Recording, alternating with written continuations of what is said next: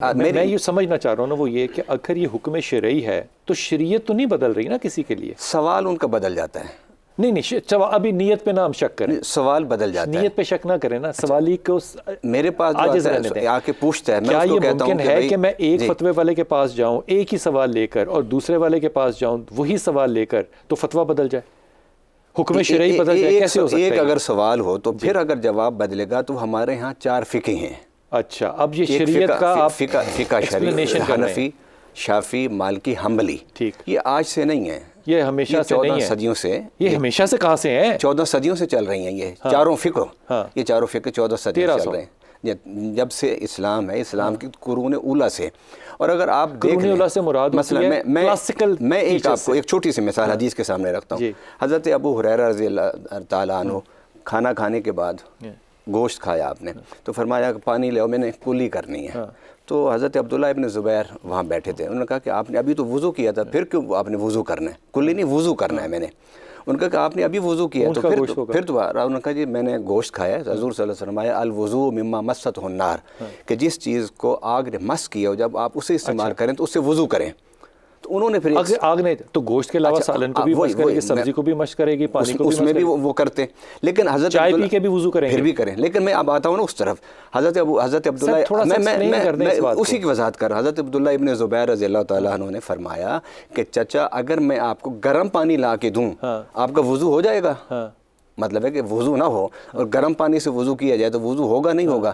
تو وہ چپ ہو گئے. تو انہوں نے یہ فرمایا کہ بیٹا میں تمہیں حدیث پاک سناتا ہوں, تم حجتیں یعنی دلیل لاتے ہو, تو پھر تم بتاؤ اس حدیث کا کیا مقصد ہے. تو انہوں نے حضرت عبداللہ ابن زبیر نے فرمایا کہ اس حدیث کا مقصد یہ ہے کہ اگر آپ کوئی کھانا کھا لیں, اونٹ کا گوشت کھا لیں جس سے وہ دندانوں میں پھنس جائے, تو اس وضو کا معنی وضو لغوی ہے کہ آپ کلی کر لیں.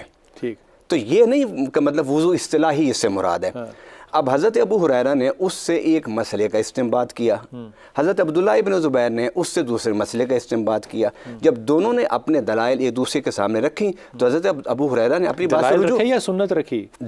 حدیث سے استنباط کیا نا. وضو کا ایک لفظ ہے, استنباط سے مراد ہوتی ہے اس سے ڈٹرمن کرنا, اس میں سے اب وضو ہے. حضرت ابو ہریرہ آپ کا اپنا تجزیہ ہے, وضو کا مطلب آپ کا اپنا تجزیہ. حضرت ابو ہریرہ اس کا معنی سمجھے کہ ابھی پورا وضو کرنا ہے جس طرح شرعی وضو ہوتا ہے. حضرت عبداللہ ابن زبیر نے فرمایا اس سے شرعی وضو نہیں, اس سے لغوی معنی ہے. جب ایکسپلینیشن دونوں طرف سے حدیث کی آ گئی, ابو ہریرہ نے ایز اٹ از لیا اس کو. شاہ جی انہوں نے پھر واپس لے لیا اپنی بات کو, انہوں نے ایز اٹ از لیا. حضرت عبداللہ نے استنباط کیا, اس سے ڈٹرمنیشن لی اور اس سے اپنا کنکلوژن. اس لیے کہ گوشت کھانے سے وضو ٹوٹتا نہیں نا. جو ناقص وضو اشیاء ہیں شریعت میں, قرآن میں, حدیث میں, اس میں یہ نہیں ہے. اس کو ایکسپلین کیجیے گا. ہم کہتے ہیں فتویٰ جو ہے وہ حکم شرعی ہے, لیکن حکم شرعی ہے تو پھر برابر ہونا چاہیے. پھر 4 استادوں میں یا 4 اماموں میں یا 4 مسالک میں کیوں تقسیم ہے؟ بسم اللہ الرحمن الرحیم.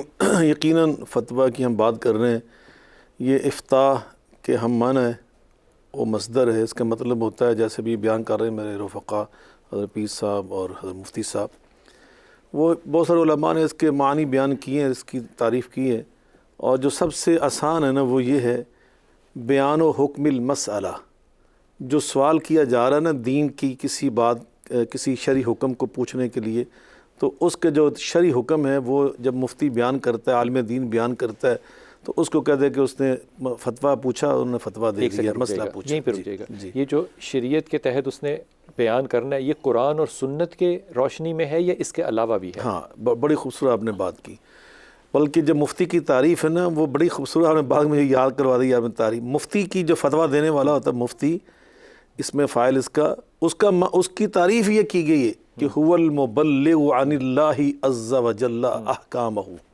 اللہ کا جو احکام ہے نا حلال و حرام کے معاملات کے معاملے میں, اس میں جو اللہ کی طرف سے اللہ کی مخلوق کے تک وہ چیز پہنچا رہا ہے اس کو مفتی کہتے ہیں. یعنی یہ اللہ کی تعلیمات جو قرآن پاک کی شکل میں ہے اور نبی صلی اللہ علیہ وسلم کی حدیث مبارکہ کی شکل میں, آپ کی سنت کی شکل میں, اس کی دعوت و تبلیغ کا یہ طریقہ ہوتا ہے اصل میں. ہر عالم جو ہے وہ مفتی ہوگا؟ ہاں, اب نہیں, اس کے لیے شرائط ہے.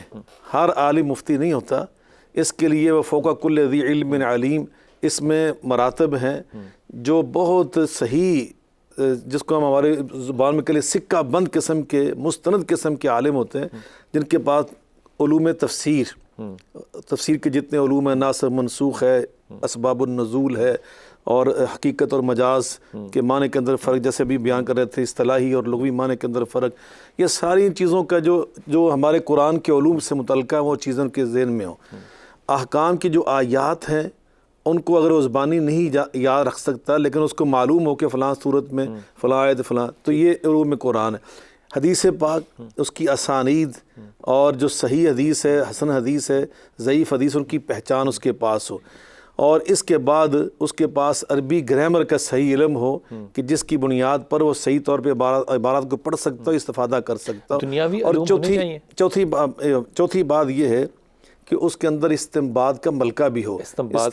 جی، اب آ جائیں، کیا آپ نے پوچھا اس کا مطلب دنیاوی علوم کے اندر ڈیڈکٹیو وزڈم ہو، ہاں، وہ ایک علم کو ڈیڈیوس کر سکتا ہو، اس کو کھول سکتا ہو، اس کو کھول سکتا ہو۔ جو نئی چیزیں آ رہی ہیں دنیا کے اندر، وہ پرانی چیزوں کے ساتھ ان کا انطباق کر سکتا ہو، جس کو ہم قیاس کہتے ہیں، ان کے ساتھ ان کو جوڑ سکتا ہو، ملا سکتا ہو۔ جیسے ابھی ہیرون ہے ایک نشہ ہمارے اس دور میں بھی، اور کئی چیزیں آ گئیں۔ نبی پاک صلی اللہ علیہ وسلم کے مبارک میں تو یہ چیزیں نہیں تھیں، اب اس دور میں نشہ تھا، اب موجودہ جو آئس ہے، تو ان چیزوں کے ساتھ ملانے کی صلاحیت رکھتا ہو۔ ان دونوں کے درمیان اس کے اندر جو حرمت کی وجہ ہے، علت ہے، جو سبب ہے، وہ جو شرعی حکم ہے، اس کو ڈھونڈ سکتا ہو اور اس کو یہاں سے تلاش کر کے ان کو آپس میں ملا سکتا ہو۔ یاسین بھائی آپ کی طرف یہ بات لے کر آ رہا ہوں۔ آپ نے سوال کیا، میں بعد میں جواب دوں گا تاکہ آپ ادھر جا سکیں کہ جو جدید علوم ہیں ان کے ساتھ وہ انشاءاللہ دوبارہ اس کو۔ حضور حکم شرعی ہے، فتویٰ جو ہے حکم شریعت دینا قرآن اور حدیث کی روشنی میں ہونا چاہیے، اور اس پہ کوئی دو رائے ہی نہیں ہو سکتی۔ لیکن جب ہم یہ بات کرتے ہیں کہ یہ بات بڑے نیچے کے درجے کی آ گئی کہ اب ہم اس میں اپنے اماموں کو دیکھیں گے، اپنی مسالک کو دیکھیں گے اور ان کے مطابق فیصلہ کریں گے، چاہے وہ طلاق کا ہو، چاہے وہ نکاح کا ہو، چاہے ایک مسلک کا دوسرے مسلک کے ساتھ شادی کا ہو، ان چیزوں کا پھر اطلاق نہ قرآن سے نہ حدیث سے، ان کا اطلاق تو پھر مسالک سے ہوا نا۔